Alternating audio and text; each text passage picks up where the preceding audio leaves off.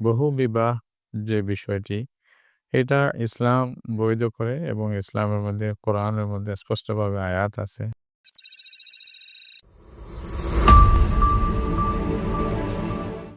আসসালামু আলাইকুম ওরহমতুল্লাহি ওবরকাত। ইন্নাল হামদালিল্লাহ ওয়াসসালাতু ওয়াসসালামু আলা মাল্লা নবিয়্যা বা'দা আম্মা বাদ। সুপ্রিয় দর্শক, মনাহিল টিভির পক্ষ থেকে আপনাদেরকে স্বাগতম। আজকে আমাদের সাথে অতিথি হিসেবে রয়েছেন জামিয়া বাবুনগরের সম্মানিত মুহাদ্দিস শেখ হারুন আজিজ নদভী বারাকাল্লাহু ফি হায়াতি। আমরা জানি মহানবী সাল্লাল্লাহু আলাইহি ওয়াসাল্লাম তিনি ১১টি বিবাহ করেছেন। তো এই ১১টি বিবাহ নবী সাল্লাল্লাহু আলাইহি ওয়াসাল্লামের বৈশিষ্ট্য ছিল, কিন্তু মুসলিম উম্মার জন্য প্রয়োজনে ইনসাফের শর্তে ৪টি বিবাহের অনুমতি রয়েছে। কিন্তু কিছু নাস্তিক, কিছু অবুঝ, কিছু পশ্চিমারা বিভিন্ন মহানবী সাল্লাল্লাহু আলাইহি ওয়াসাল্লাম সম্পর্কে অপবাদ দিয়ে থাকেন যে তিনি নারী লোভী ছিলেন, যার কারণে তিনি ১১টি বিবাহ করেছেন।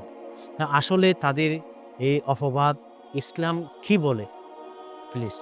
আসসালামু আলাইকুম ওরহমতুল্লাহি ওয়াবারাকাতুহু। আলহামদুলিল্লাহি ওয়া কাফা ওয়া সালামুন আলা ইবাদিহিল্লাযিনা ইসতাফা আম্মা বা'দ। সর্বপ্রথম মানাহিল টিভিকে আমরা স্বাগত জানাই এবং শুকরিয়া আদায় করি বিভিন্ন ইসলামী বিষয়ে মানুষদেরকে জ্ঞান দেওয়ার জন্য যে একটা সুযোগ করে দিচ্ছেন, এজন্য কর্তৃপক্ষকে, যারা সাথে সম্পৃক্ত সবাইকে আমরা শুকরিয়া জানাচ্ছি।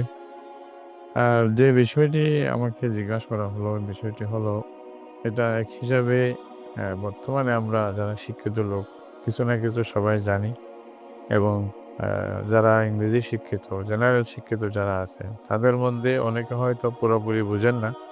বিশেষ করে পশ্চিমা প্রাচ্যবিদ যারা আছেন, তাদের ষড়যন্ত্রের কারণে হয়তো অনেকটা ধোঁকার মধ্যে পড়ে যায়। নাস্তিকদের ষড়যন্ত্রের কারণে ধোঁকার মধ্যে পড়ে যায়। তো বিষয়টা আমরা যদি চিন্তা করি তাহলে বুঝে আসবে, বহু বিবাহ যে বিষয়টি, এটা ইসলাম বৈধ করে এবং ইসলামের মধ্যে কোরআনের মধ্যে স্পষ্টভাবে আয়াত আছে। আল্লাহ তাআলা সকল মুসলমানদের জন্য মানে ৪টা পর্যন্ত একসাথে ৪টা পর্যন্ত স্ত্রী রাখতে পারবেন বলে কোরআনে মজিদের মধ্যে স্পষ্ট আয়াত আছে। তো এটা সাধারণভাবে সমস্ত মুসলমানদের জন্য এটা আছে। আবার বিশেষ করে রাসূল করিম সাল্লাল্লাহু আলাইহি ওয়াসাল্লামের জন্য এটা বৈশিষ্ট্য ছিল, যেটা অন্য উম্মতের জন্য নেই, অন্য কারো জন্য নেই। এটা হলো উনি একাধিক স্ত্রীর অর্থে উনি ১১টা পর্যন্ত উনি স্ত্রী রেখেছেন একসাথে। একসাথে ৯ জন স্ত্রী উপস্থিত ছিলেন। আ তো এই বিষয়টা যদি আমরা দেখি রাসূলুল্লাহ সাল্লাল্লাহু আলাইহি ওয়াসাল্লামের দাম্পত্য জীবন অথবা বৈবাহিক জীবনের বিষয়টা যদি দেখি, তাহলে বুঝে আসবে যে পশ্চিমারা যে বর্তমানে বা নাস্তিকরা যে কথাগুলো উড়াচ্ছে, যেমন নারীলোভী ছিলেন, নারীর প্রতি লিপ্সা ছিল বা নিজের খায়েশাতকে মেটানোর জন্য এত বেশি বিবাহ করেছেন, যে কথাগুলো বলা হচ্ছে, এগুলা যে একেবারেই ভিত্তিহীন এবং উদ্দেশ্যমূলক এবং শত্রুতামূলক। শুধু আমাদের নবীর বিষয়ে এই কথাগুলি বলতেছেন, এটা স্পষ্ট হয়ে যাবে। প্রথমত আমরা দেখি রাসূল করিম সাল্লাল্লাহু আলাইহি ওয়াসাল্লামের দাম্পত্য জীবনের যেটা কয়েকটা স্তর আছে। জীবনের প্রথম ২৫ বছর এমন গিয়েছে যে ২৫ বছরের মধ্যে রাসূলুল্লাহ সাল্লাল্লাহু আলাইহি ওয়াসাল্লাম কোনো বিবাহ করেন নাই।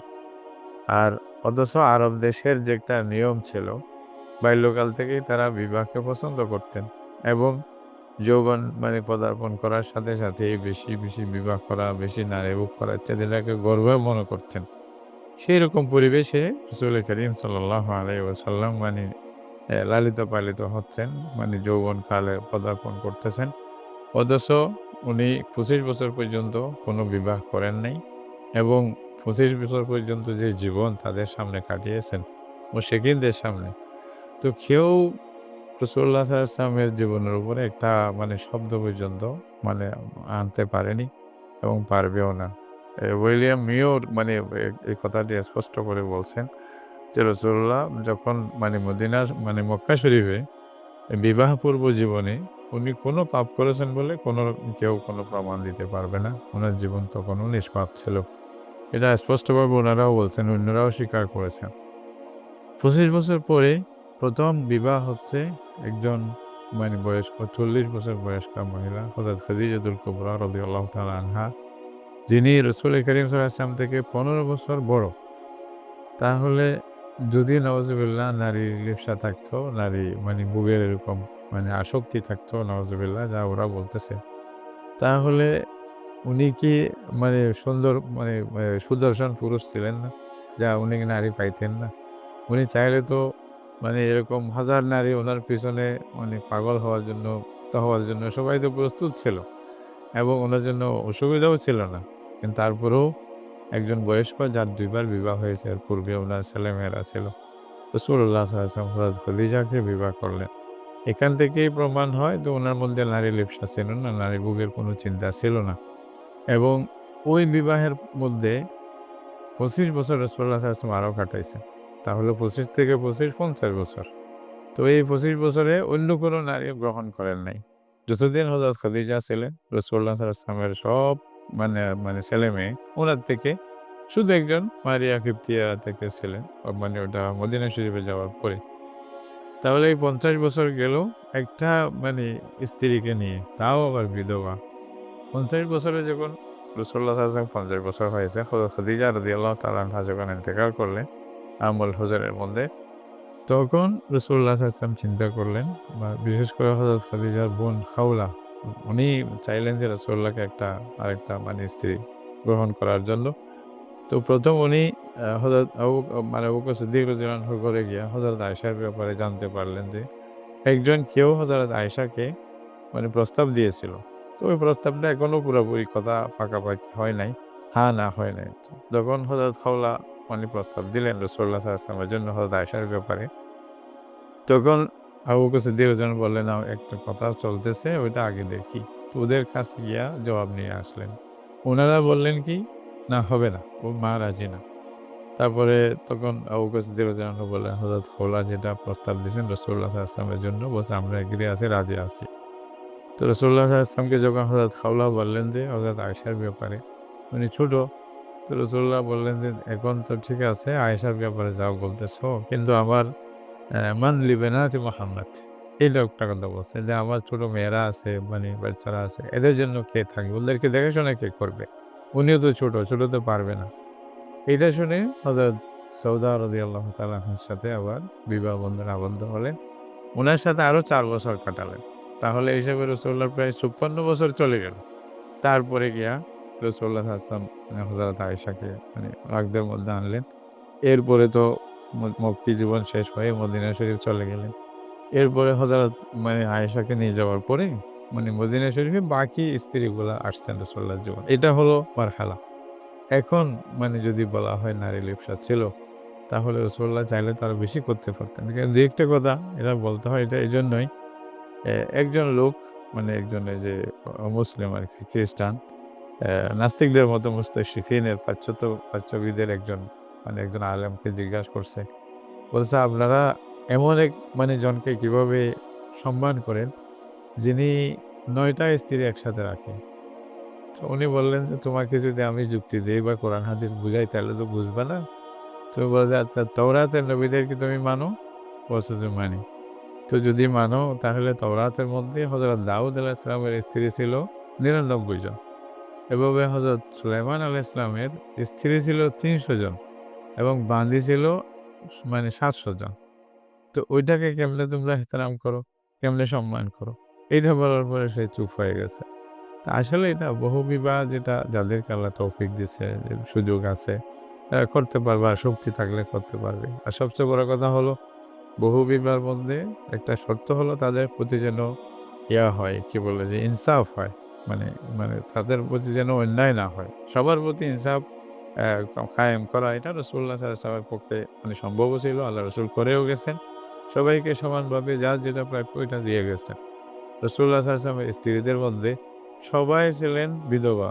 মানে অথবা মানে অন্য জায়গায় আগে মানে তালাক ছিল এরকম বা মানে বিবাহ হইছে।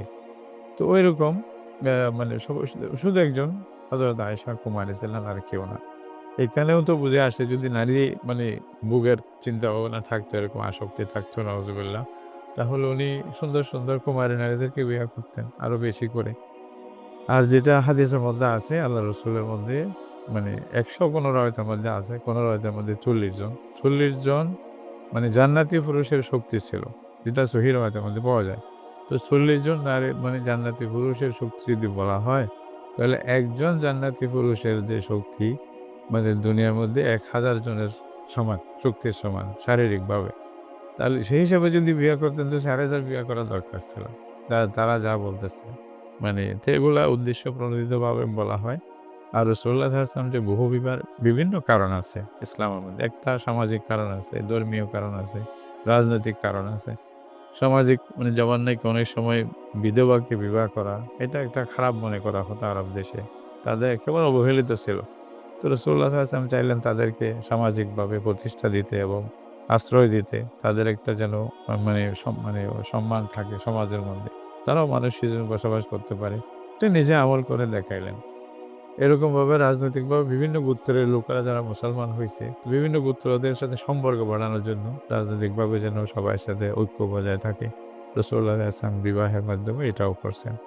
এরকমভাবে ধর্মীয় বিষয়ে কথার কথা রাসূলুল্লাহ সাল্লাল্লাহু আলাইহি ওয়াসাল্লাম উনি যেমন পুরুষের নবী, যেমন নারীদেরও নবী। আর উনার প্রত্যেকটা হেদায়াত এটার সম্পর্ক যেমন পুরুষের সাথে আছে, এরকম নারীদের সাথেও আছে।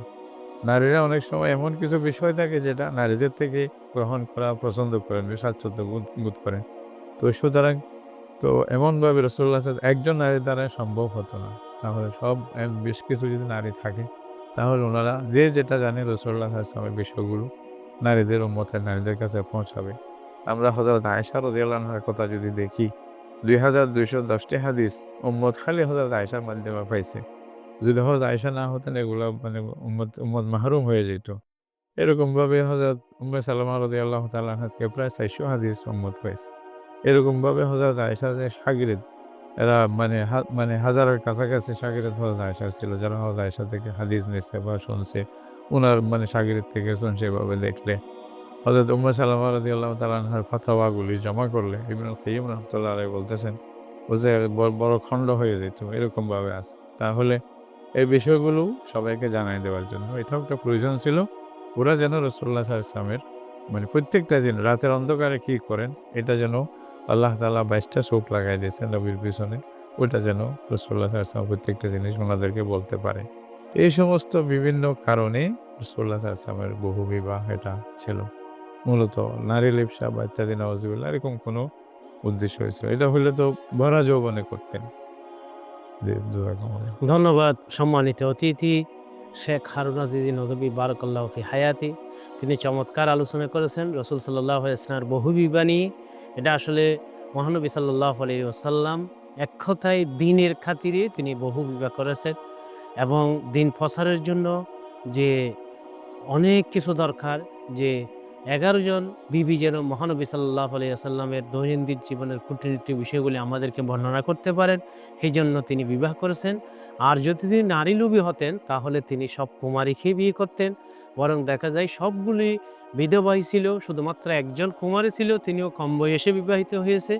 এবং নবী সাল্লাল্লাহু আলাইহি ওয়াসাল্লাম যদি নারী লোভী হতেন তাহলে তিনি তো একেবারে ২৫ বছরের পর থেকে এই সমস্ত বিবাহ শুরু করতেন। অথচ তিনি হযরত খাদিজা রাদিয়াল্লাহু তাআলা আনহাকে ২৫ বছরে বিয়ে করেছেন। বাকি যত বিবাহ হয়েছে সবগুলি প্রায় ৫০ বছরের পরে হয়েছে। ৫৩ থেকে ৬৩ এই ১০ বছরের মধ্যে ১০টি বিবাহ সম্পন্ন হয়েছে। এর দ্বারা বোঝা যায় মহানবী সাল্লাল্লাহু আলাইহি ওয়াসাল্লাম নারী লোভী ছিলেন না। এটাই হলো চূড়ান্ত কথা, এটাই হলো একেবারে যুক্তির আলোকে কথা। কিন্তু যারা তার উপরেও সমালোচনা করে এটা আসলে তাদের হয়তো বোধগম্য নয়, অথবা তারা ঈর্ষা পরায়ণ হয়ে মহানবী সাল্লাল্লাহু আলাইহি ওয়াসাল্লামের সমালোচনা করেন। সুপ্রিয় দর্শক, আপনাদেরকে অসংখ্য ধন্যবাদ। আসসালামু আলাইকুম ওয়া রাহমাতুল্লাহি ওয়া বারাকাতুহু।